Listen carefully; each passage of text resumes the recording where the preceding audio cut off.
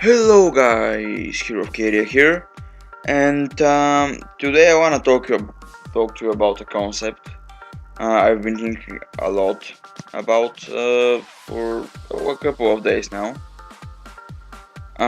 This video will probably cover this concept in two parts, so I'll first explain the concept in general. How I got the idea and stuff like that, and then I'll put a um probably I'll put a button so you can skip to the Warhammer part if you care only about that. The first part will be kind of how to apply this to YouTube and my thoughts about it, and the second part will be about Warhammer. So if you're here for the Warhammer only and you don't want to hear about YouTube, that's fine. Just click the skip link, whatever it's called. I'll tell you when I'll put it. But first, a bit about the concept. So, a couple of days ago, I heard someone, I can't even remember, was it one of my friends, who was it, but he said successful people don't do things for money, they make money do things for them. And yeah, that's one of the cliched inspirational quotes, but I thought maybe we can apply this to YouTube and to the other stuff we do, like Warhammer 40k, and I got some ideas for both of them. And today I'm going to discuss some of them. So right now I'll probably put the link. It will be like to skip to Warhammer 40k, something like that. Say. So click it if you want to see this only for Warhammer 40k, and yeah, now I'll begin with YouTube. So obviously you can't do it just like that, like money isn't. But there is a nice parallel what I'm trying to say. So let's say, because I've been using this site Sherry, and there are a lot of starting YouTubers there. When you go to the goals section, because there's a section when you can set your goals, and probably other people can help you achieve them. So I go there.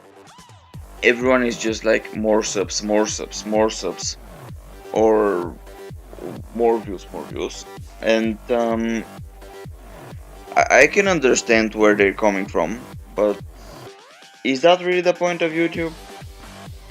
Gaining subs?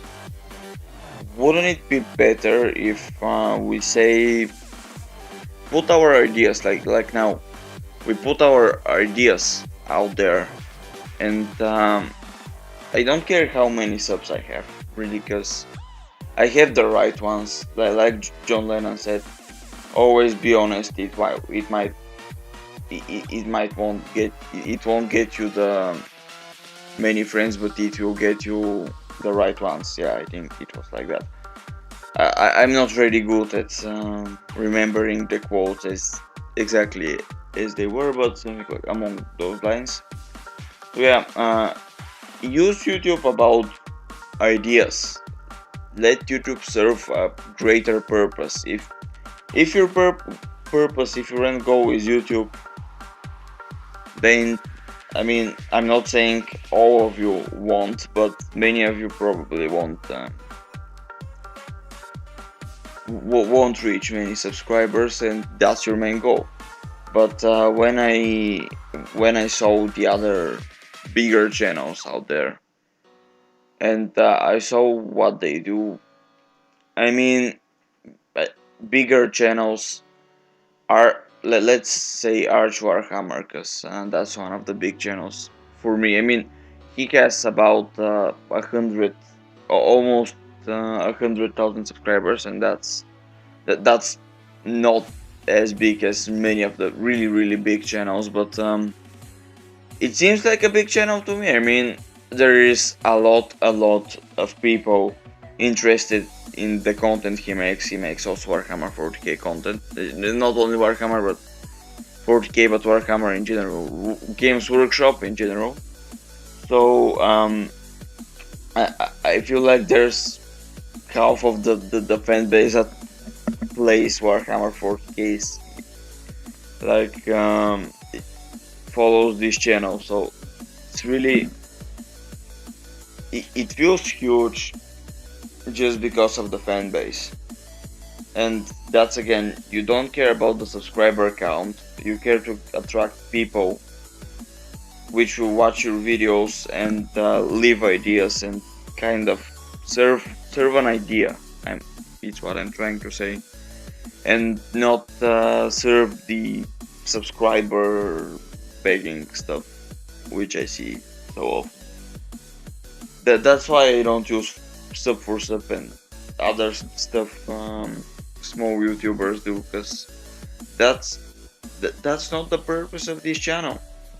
The purpose of this channel is for me to share content, to make people like, there's not a lot of Dawn of War content, so I make Dawn of War videos.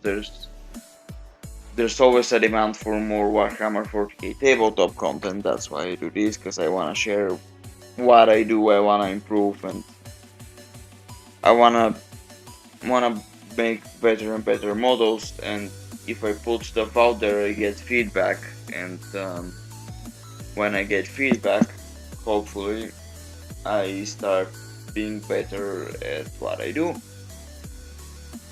There's some more reasons I'm here, but it's you saw what's the point of I'm trying to make here. So yeah, make YouTube serve an idea rather than you serving YouTube, because you serving YouTube won't work for most of you. And now it's time for the Warhammer 40k section, so welcome back to all of you who skipped the first part. And now I'll share my opinion how this can be applied for Warhammer 40k. So what I thought of is the objectives we use in games. So you have either is an objective marker, or it's the objective cards you draw. So whatever, maybe it's both. You know, you play with objective markers obviously and objective cards, but whatever you play, you draw an objective. Now, if we serve the objective like with money here, like we'll say that objective is like money in this case, and if we serve the objective, so we rush with our units for that objective, and you know, we try to capture as many objectives as we can.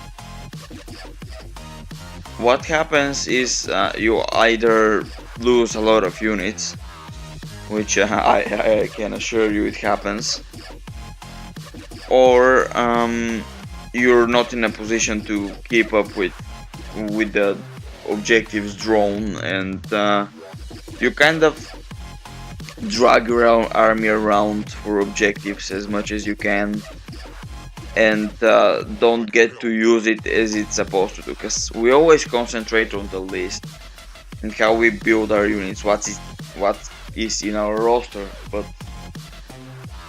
I mean, if you make a roster that is not very mobile, you can't support that kind of play.